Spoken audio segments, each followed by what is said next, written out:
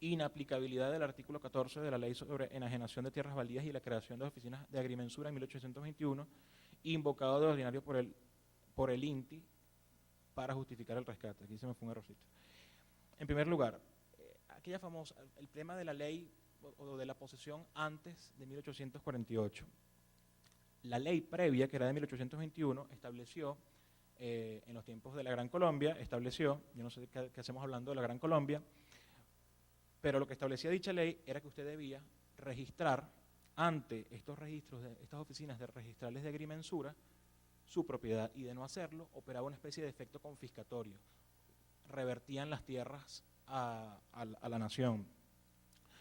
Dichos registros nunca fueron creados como tal, y la ley de 1848, la ley de 10 de abril, impidió que se configurara dicho efecto confiscatorio. Y por tanto, es completamente improcedente y descabellado el argumento del INTI.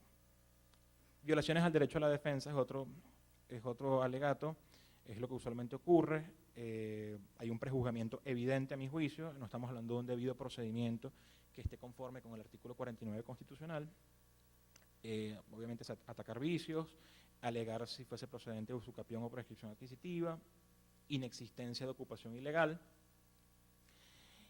y la incompetencia del INTI. Claro, esta sí es verdad que nunca procede, aun cuando es un tema de principios a mi juicio, y por lo menos en sede académica podemos decirlo sin ningún temor e insistir en ello, que un problema de titularidad sobre un fondo debería ser competencia exclusiva y excluyente de la rama judicial del poder público.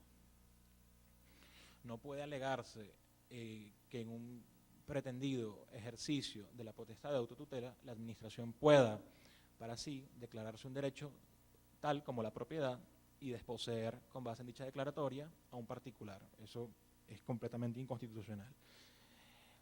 Argumentar que el fondo o aras se encuentra productivo.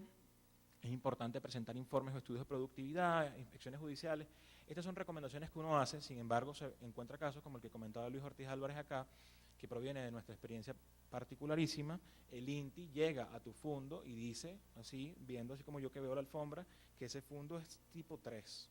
Y si usted tiene eucalipto, usted está desaprovechando el potencial de dichas tierras. Y por ende, démelas acá. Aún así, yo defiendo, bueno, que es una carga tener todos los informes y estudios de productividad, los estudios de suelo, etcétera, etcétera.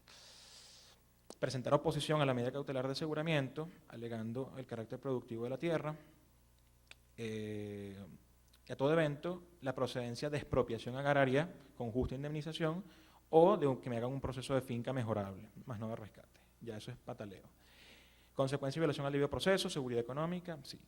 Los argumentos de defensa de contenido económico y social, a veces ellos escuchan un poco más eso. En el caso de las aras, en algunas ocasiones han escuchado el argumento de la importancia que estas tienen como base de suministro para la industria hípica, que emplea tiene miles de empleos directos e indirectos en el país. Por ejemplo, en el caso de las aras, este fue un argumento. La posibilidad de que se perdieran datos sobre la población, nacimiento y necesidades de equinos, este tema del Studbook, para quienes conocen de hípica.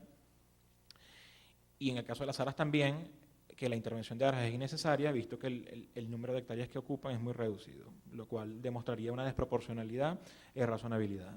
Y además, como último, que existen suficientes tierras, ejidos y baldíos para que el Estado desarrolle todas las políticas en materia agroalimentaria que él bien tenga, y que es innecesario estos procedimientos para estar acabando con la propiedad privada en materia rural.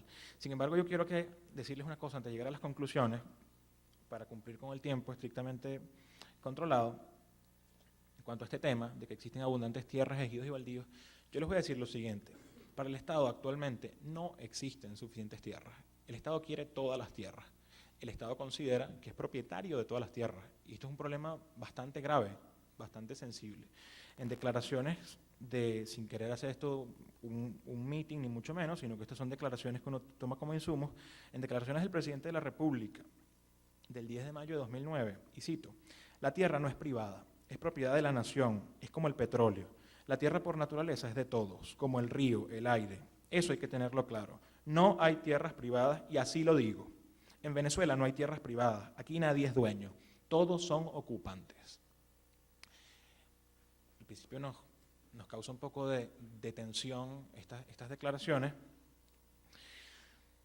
en quienes siempre hemos visto en los procesos de reforma agraria y sobre todo en sus justificaciones jurídicas, estos mecanismos que desnaturalizan completamente el derecho a la propiedad privada, que es el trasfondo de todo esto, de las expropiaciones y de todo lo que hemos venido hablando, creo, en estos 2 días. El derecho administrativo agrario, o como se le haga llamar, al tener toda esta serie de calificaciones de la persona que explota los fondos rústicos, usualmente usando el término de adjudicatario, etcétera, etcétera, nunca de propietario. Estas concepciones que se mantienen en la ley de tierras actualmente, yo no puedo usar la adjudicación que se me ha hecho de tierras, o las tierras adjudicadas, mejor dicho, para pedir un crédito, etcétera, etcétera, sino que tengo que eventualmente es con base en las cosechas que yo vaya a obtener, es que pida crédito. Este tipo de cosas que desnaturalizan lo que es lo más básico, lo más comprensible del derecho a la propiedad privada. Estas cosas siempre han existido. Ahora, sin embargo, uno puede resaltar, una vez fuera del estupor, que lo que más impresiona ya es que no hay unas tierras de propiedad privada y hay otras sometidas al régimen administrativo, llámese de reforma agraria o como se le llame ahora, sino que aquí no hay tierras privadas. Yo creo que ya es un paso cualitativo de mucho bulto. Y, en fin, conclusiones y recomendaciones: concientizar a los propietarios rurales sobre la situación, riesgos actuales y el carácter perentorio de los lapsos procesales. Es importante no dejar de ejercer las defensas, así sea para armar un expediente y luego sea acudir a la vía internacional si es que esta se convierte en eficaz. Se recomienda presentar alegatos ante el INTI, como dije, dentro del lapso inicial de 8 días cuando se abre el procedimiento de rescate. ¿Cómo voy del tiempo? 5, gracias. Se estima conveniente presentar ante el INTI oposición a la medida cautelar, aun cuando esto no está del todo claro, ejercer recurso contencioso de nulidad, organizar y actualizar la documentación pertinente, elaborar una presentación sobre la importancia de los aras en el caso de que sean aras de lo que se trate. Aquí este es un tema bastante controversial y podemos discutirlo como ustedes quieran. Esto de mantener bajo perfil político y de medios es una recomendación de estilo, sin embargo ya yo no sé qué efecto tiene eso igualmente, porque yo creo que agachar la cabeza tampoco le ha resultado a quienes han pretendido hacerlo. Mantener abierta la opción de negociación para no perderlo todo, quizás, ya esto no es un argumento jurídico, sino es un tema casi de supervivencia. Y sí, quizás preparar una guía o manual de cómo actuar en el caso de futuras actuaciones de entes o funcionarios públicos del INTI, campesinos, consejos comunales, fuerza pública. La Ley de Seguridad y Soberanía Agroalimentaria tiene un reparto, como las leyes actuales, bastante amplio en cuanto a una serie de organismos, entes, ya no sé ni cómo llamarlos, que pueden llegarle a uno a la puerta de su fondo. Mantener baja conflictividad, totalmente también discutible. Evitar conductas que puedan afectar relaciones y generar conflictos con trabajadores, etcétera, etcétera. Estar preparados para acreditar y constituir pruebas sobre daños a fondos o aras. Una estrategia de comunicación y una actuación legal adecuada y especializada.